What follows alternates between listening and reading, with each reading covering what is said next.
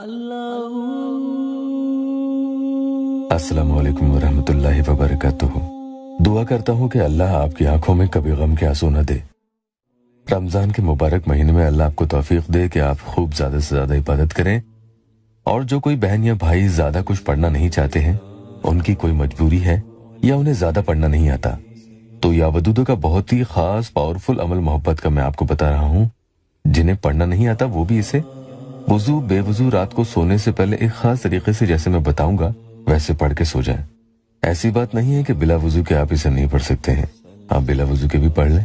एक कहावत है ना कि दुम दबाते हुए दौड़ा चला आएगा, तो ऐसा असर सामने वाले पर इसका होता है कि आप तो इधर ये पढ़कर सो जाते हो, लेकिन उधर वो रात भर आपके लिए बेचैन रहने लगता है और उसे आपकी याद इस हद तक सताने लगती है, परेशान करेगी। आपकी याद उसे इस हद की परेशान करेगी, वो इस हद का टॉर्चर होगा कि किसी हाल उसे चैन और सुकून कहीं भी नहीं मिलेगा और आपके पास दौड़ा चला आएगा, या फिर अनब्लॉक करके आपको कॉल करना ही उसे पड़ेगा। और आपके पास दौड़ा चला आएगा या फिर अनब्लॉक करके आपको उसे कॉल करना ही पड़ेगा, भले ही वो कॉल करके आपसे डायरेक्ट ये सब उसकी परेशानियां आपको नहीं बताए, लेकिन कॉल आते ही समझ लेना कि उसके साथ ऐसा ही चल रहा है जिसकी वजह से वो आपको कॉल कर रहा है।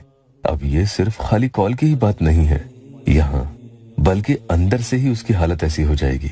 इस अमल में सामने वाले शख्स का दिमाग और दिल दोनों ही एक जैसे हो जाते हैं। दिल में जो आने लगेगा, दिमाग भी उसे ही करने को कहेगा। जब दिमाग और दिल अलग चले तो उस इंसान को जानना बहुत मुश्किल हो जाता है। एक लंबे अरसे से जब वो इंसान आपसे वफादारी छोड़ चुका हो, तो इस अमल के कम से कम एक ही रात करने से उसमें बहुत तासीर पैदा होती है। वफाएं निकलने लगती हैं, या वदूदो या लतीफो या मुजीबो। जितनी गहराई से आप सोचकर इसे पढ़ेंगे, उतना ही सेकंड्स में ये अमल इसका असर सामने वाले पर छोड़ने लगता है। और ये कहने की बात नहीं है, यकीन जानना घंटों में ही नहीं बल्कि मिनटों में भी काम हुए हैं। कई बहनों ने खुद अपनी मुंह ज़ुबानी ये हाल सामने वाले का बताया है। रमजान में खूब दुआ वज़ाइफ के जरिए आप इबादत करते हैं, इस अमल को भी पढ़ें, बहुत जल्दी असर करेगा। आपके मसले इंशाल्लाह हल हो जाएंगे। बावजूद इस अमल को करें तो अच्छा होगा।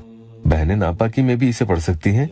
नए आए हैं तो चैनल को सब्सक्राइब जरूर कर लें। बिस्तर पर लेटे हुए उस इंसान का खूब अच्छे से तस्वुर करें और अपने मकसद के बारे में भी सोचें।